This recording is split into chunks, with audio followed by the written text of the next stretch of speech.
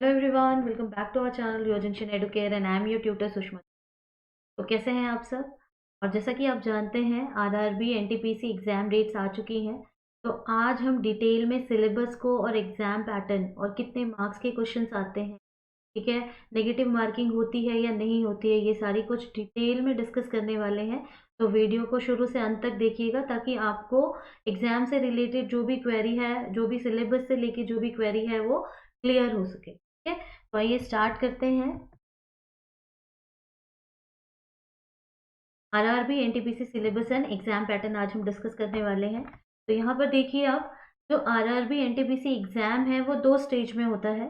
यहाँ पर मैंने आपके लिए देखिए बनाया है यहाँ स्टेज वन और स्टेज टू। ठीक है, जो स्टेज वन है यहाँ पर उसे हम सीबीटी वन भी कहते हैं और जो स्टेज टू है उसे सीबीटी टू कहते हैं।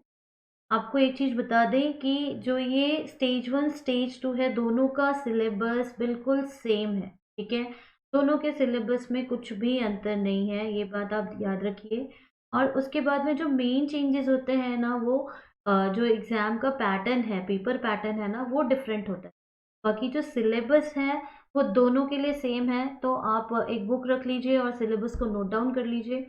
अभी आगे आपको बताने वाले हैं, वो सिलेबस को आप एक जगह अच्छे से नोट डाउन कर लीजिए। सीबीटी वन और CBT two, stage one stage two, दोनों का सिलेबस जो है वो क्या है, सेम है। ठीक है, तो आगे बढ़ते हैं। यहाँ देखिए, आगे जाने के पहले आरआरबी जो एग्जाम पैटर्न है सीबीटी वन वो क्या है ये आपको ध्यान से देखना है कि सीबीटी वन और सीबीटी टू दोनों में डिफरेंस क्या है। ठीक है, नाउ तो now look here, CBT one में क्या है? देखिए आपके पेपर कौन कौन से होते हैं, सेक्शंस, पेपर में जो सेक्शंस है, जो सब्जेक्ट आने वाले हैं वो कौन कौन से हैं। तो पहला है आपका मैथमेटिक्स। ठीक है, मैथमेटिक्स के 30 क्वेश्चंस आते हैं 30 मार्क्स के लिए। 30 क्वेश्चंस होते हैं 30 मार्क्स के लिए, याद रखिए। जनरल इंटेलिजेंस और रीजनिंग, आप उसको रीजनिंग कह सकते हैं, रीजनिंग के 30 क्वेश्चंस आते हैं और वो भी 30 मार्क्स के होते हैं। It means one question carry one marks, इसका मतलब है एक क्वेश्चन एक मार्क्स का होगा। ठीक है, और फिर जनरल अवेयरनेस जो जीके आपका होता है वो होता है 40 मार्क्स का, और वो भी टोटल 40 क्वेश्चंस आपको अटेंड करने होते हैं, 40 मार्क्स का होता है। I think so it's it clear to you now कि मैथमेटिक्स है, जनरल जो है आपका रीजनिंग है, और जनरल अवेयरनेस जीके है, जिसमें कि मैथमेटिक्स आपके 30 क्वेश्चन आएंगे, 30 मार्क्स के होंगे, मतलब हर एक क्वेश्चन एक मार्क्स का होगा। और जो आपका जनरल इंटेलिजेंस जो रीजनिंग होता है वो भी 3 मार्क्स का है, 30 मार्क्स का है। और जो है टोटल नंबर ऑफ क्वेश्चन कितने हो जाएंगे, 30 हो जाएंगे। Have you got this? और ऐसे ही जीके है, टोटल 40 मार्क्स का है और इसके नंबर क्वेश्चन कितने होंगे, यस 40 क्वेश्चन होंगे। तो टोटल जो होता है वो सीबीटी वन टोटल होता है 100 मार्क्स का। ठीक है, और इसको आपको सॉल्व करने के लिए टाइम मिलेगा 90 मिनट्स। ठीक है, पूरा आपको 1.5 घंटे मिलेंगे इसको सॉल्व करने के लिए। ये सीबीटी टू का भी पैटर्न हम देख लेते हैं। अब सीबीटी टू देख लेते हैं कि जो स्टेज टू होता है वो क्या पेपर पैटर्न होता है इसका। अब यहाँ पर देखिए, सब्जेक्ट्स तो जो सेक्शंस होते हैं ना, जो सब्जेक्ट्स हैं that are same, subject same है, मैथमेटिक्स, उसके बाद आपका आएगा रीजनिंग, और उसके बाद आएगा आपका जनरल अवेयरनेस, जो कि क्या कह सकते हैं आप, जनरल साइंस एंड जीके, ये आ जाता है आपका इसमें। तो यहाँ पर देखिए बस चेंजेस क्या है, हमने सीबीटी वन में 30 क्वेश्चंस करने थे 30 मार्क्स के, यहाँ पर देखिए आपको 35 क्वेश्चन करने हैं 35 मार्क्स के। रीजनिंग में भी सेम वैसे ही है, वहां पर 30 क्वेश्चन करने थे और यहाँ पर हमें कितने क्वेश्चन करने हैं, यस 35 क्वेश्चन करने हैं 35 मार्क्स के। और यहाँ पर जो आपका जनरल अवेयरनेस है वो भी चेंज हो गया है, वहां पर हमें 40 मार्क्स का था, यहाँ पर हमें कितने मार्क्स का है, 50 मार्क्स का 50 क्वेश्चन करने हैं, राइट। और यहाँ पर टोटल मार्क्स आपके सीबीटी टू में होंगे 120। Have you got this? और जो ड्यूरेशन होता है वो सेम होता है, 90 मिनट्स का ही होता है। ठीक है, तो आगे बढ़ते हैं। एक चीज और, जो सीबीटी में आपके क्वेश्चंस होते हैं ना, जो एग्जाम्स में आपके क्वेश्चंस आएंगे वो ऑब्जेक्टिव क्वेश्चंस होते हैं। ठीक है, मल्टीपल चॉइस दी होती है, जैसे एक क्वेश्चन दिया होगा, 4 उसके ऑप्शंस दिए होते हैं और उसमें से आपको सेलेक्ट करना होता है। और जो नेक्स्ट इसमें नेगेटिव मार्किंग भी होती है, तो याद रखिए जो भी क्वेश्चन आपको अच्छे से आ रहा हो उसी को अटेंड करना है। नेगेटिव मार्किंग होती है 1/3 मार्क्स आपके, अदरवाइज अगर आप कोई रॉन्ग ऑप्शन पे जो है टिक कर देते हैं तो आपके 1/3 मार्क्स डिडक्ट हो जाते हैं। ठीक है, तो आपको जो क्वेश्चन अच्छे से आ रहा है आपको वही क्वेश्चन करना है। अब आइए सिलेबस ले लेते हैं। मैथमेटिक्स का सिलेबस है यहाँ पर। जैसा कि मैंने आपको कहा था, पेन पेंसिल रख लीजिए, बुक रख लीजिए और नोट डाउन करिए। यहाँ पर देखिए क्या दिया है, क्योंकि जब तक आप प्रॉपरली आपका प्लानिंग नहीं करेंगे, पहले सिलेबस लिखिए, फिर उसका प्लान बनाइए कि आपका क्या क्या हो चुका है, नंबर सिस्टम में आपने क्या किया है। ठीक है, इस तरीके से आपकी प्लानिंग होनी चाहिए। सारा सब्जेक्ट आपको कवर करना है, क्योंकि हर में से सारे जो टॉपिक्स आपको कवर करने हैं, क्योंकि हर में से क्वेश्चंस आने वाले हैं। और आपको पता ही है कि 1 मार्क्स भी बहुत इंपॉर्टेंट होता है यहाँ पर। नाउ सी, नंबर सिस्टम है पहला, डेसिमल, फ्रैक्शन, एलसीएम और एचसीएफ है, ratio and proportion, percentage, mensuration. Next आपका हो जाएगा time and work, time and distance, simple and compound interest में से भी क्वेश्चंस आते हैं, profit and loss, elementary algebra आता है, ज्योमेट्री और ट्रिग्नोमेट्री के भी कुछ क्वेश्चंस आते हैं, और जो स्टैटिक्स है, एलिमेंट्री स्टैटिक्स, वो भी आता है। और ये जो आपके ये जो दिया गया है, वो अगर आप 5th टू लेकर 10th तक की मैथ्स अगर आपकी अच्छी है या आप उसकी प्रैक्टिस करते हो, तो आप इजीली कर सकते हो।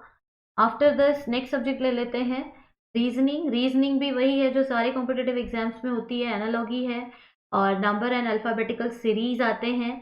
ठीक है, जो सीरीज दी होती है और उसको उसमें आपको आगे का लिखना होता है। कोडिंग डिकोडिंग आता है, मैथमेटिकल ऑपरेशन होगा, सिमिलैरिटी एंड डिफरेंसेस भी आते हैं। ठीक है, आफ्टर दैट रिलेशनशिप, फिर एनालिटिकल रीजनिंग, फाइन।